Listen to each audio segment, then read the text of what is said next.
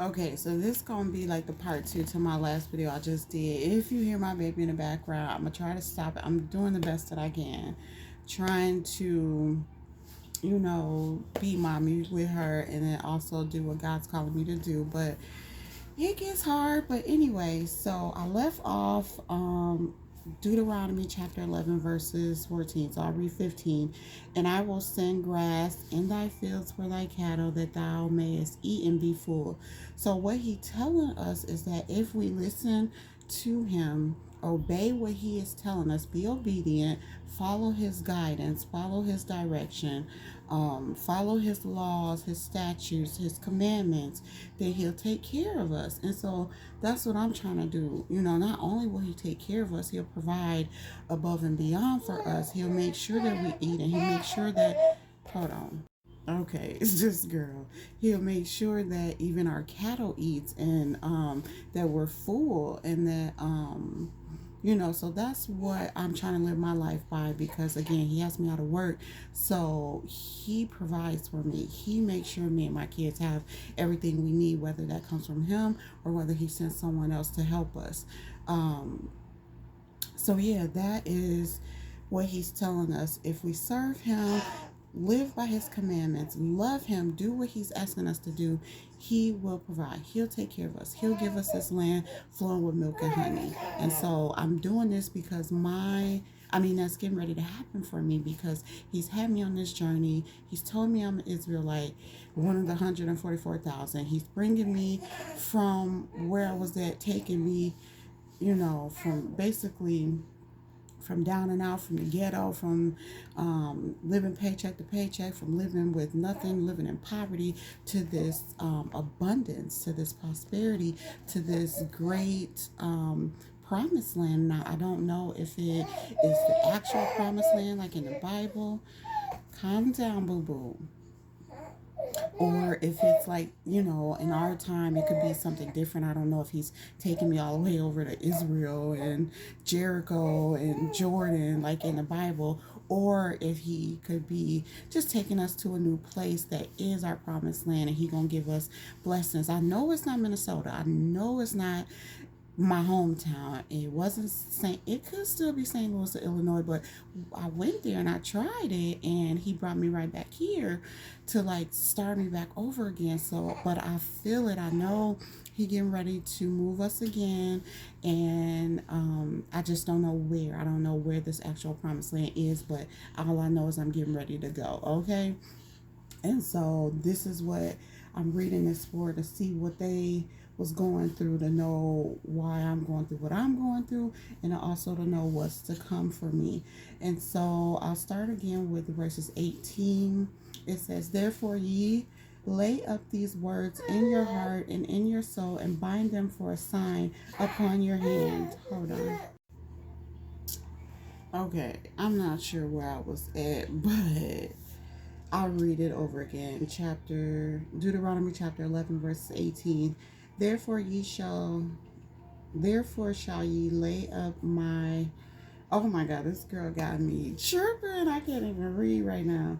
Therefore shall ye lay up these my words in your heart and in your soul, and bind them for a sign upon your hand, that they may be as frontlets between your eyes.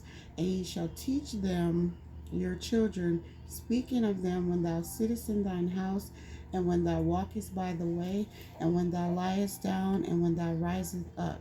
And thou shalt write them upon the doorposts of thine house, and upon thine gates, that your days may be multiplied, and the days of your children in the land which the Lord sware unto your fathers to give them, as the days of heaven upon the earth.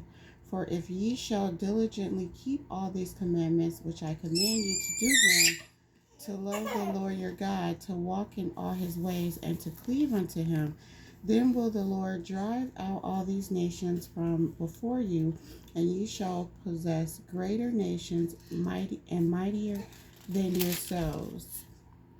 Every place whereon the soles of your feet shall tread shall be yours, from the wilderness in Lebanon, from the river of Euphrates, even unto the uttermost sea shall your coast be. There shall no man be able to stand before you. Oh, girl. Shh. For the Lord your God shall lay the fear of you and the dread of you upon all the land that ye shall tread upon, as he hath said unto you. Okay, so that is the rest of Deuteronomy chapter 11 that I did read yesterday, basically telling us that, if we're doing what we're supposed to be doing, keeping his teachings, teaching our children, doing right in his sight, diligently keeping all his commandments, then he will let us possess great nations. Not just land, but we're going to take over the nations, the ones that are great and mightier than us, that appear to be great and mightier than us. We're going to conquer them, and we're going to have, all, the land, all the wealth, all the glory, all the blessings, all the abundance, and no one will be able to stop us, basically. So wherever we put our feet, it will be ours. So this is what God is saying in these verses, and I think that it's important for me because he's getting ready to move me from where I'm at, or he's continuously moving me from place to place to place until I get to my promised land. But when I do get there, I'm gonna own something. I'm gonna have my own land. I'm gonna have my own house. I'm gonna have my own transportation. I'm gonna own these things, and it's not from me doing anything. All I gotta do is sit back, relax, and enjoy the ride. He's bringing me, from poverty to abundance. He's bringing me, well, I'll say from poverty to prosperity. Oh, that's cute. From poverty to prosperity. I'm gonna keep that. But yes, he bringing me from down low to high above all, and I'm own stuff, and not just me, but all of the 144,000 and our children. Our children are part of the 144,000 as well, and so he gonna keep blessing us, but we have to do right by him. We have to read his word. We have to instill it in us. We have to live by it, live by the spirit. I was gonna say live by the spirit, die by the spirit. That's what I said in my head, or what I heard in my head. But we gotta live like God wants us to live. It's no questions about it. We have to give up our old ways, die to our old selves. And trust me, I know it's hard. I haven't all the way got right either, but he's teaching me each and every day. He's forcing me to give things up.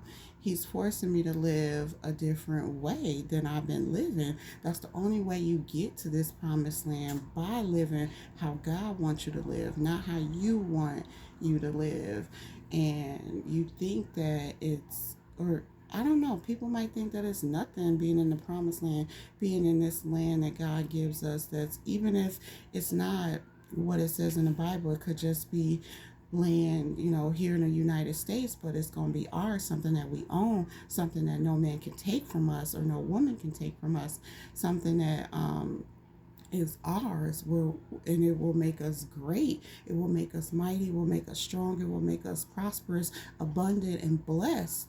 So where we can bless others. The Israelites were the first fruit, so God gave them everything first, and taught them how to be like him first, and taught them how to be righteous and how to live first, so that we can teach others and bring this great multitude to God before, this world is completely destroyed and a new one is created.